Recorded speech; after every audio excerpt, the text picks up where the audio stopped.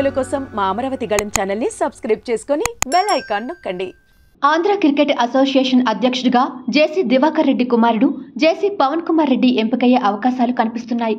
ACA నుంచి YCP నేత Vijayasai Reddy gang మొత్తాన్ని బయటకు పంపించడం ఖాయమైంది. ఇప్పటికే కార్యవర్గం మొత్తం రాజీనామా చేశారు. ఈ నెల 4వ తేదీన జరగబోయే సమావేశంలో ఆ రాజీనామాలను ఆమోదించి వెంటనే కొత్త కార్యవర్గం కోసం చర్యలు ప్రారంభించనున్నారు. ఏసీఏ అధ్యక్షుడిగా పలువురు పేర్లు పరిశీలనలోకి వస్తున్నప్పటికీ జేసీ పవన్ రెడ్డి ఎక్కువ ఆసక్తిగా ఉన్నట్లు తెలుస్తోంది.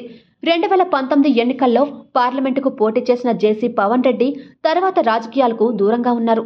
గత ఎన్నికల సమయంలో ఆయన పోటీ చేయాలని చివరి నిమిషంలో అనుకున్నప్పటికీ చంద్రబాబు అనంతపురం లోక్సభ టికెట్ను బీసీ అభ్యర్థికి ఖరారు చేయడంతో సైలెంట్ అయిపోయారు.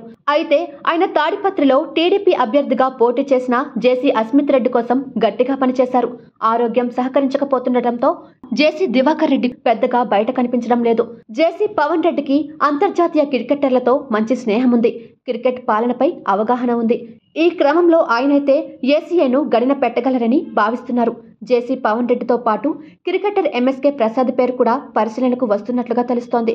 జేసీ పవన్ రెడ్డి ఆసక్తిగా ఉంటే గట్టిగా ప్రయత్నిస్తే ఆయనకే ఖరారయ్యే అవకాశం ఉందని ఏసీఏ వర్గాలు చెబుతున్నాయి.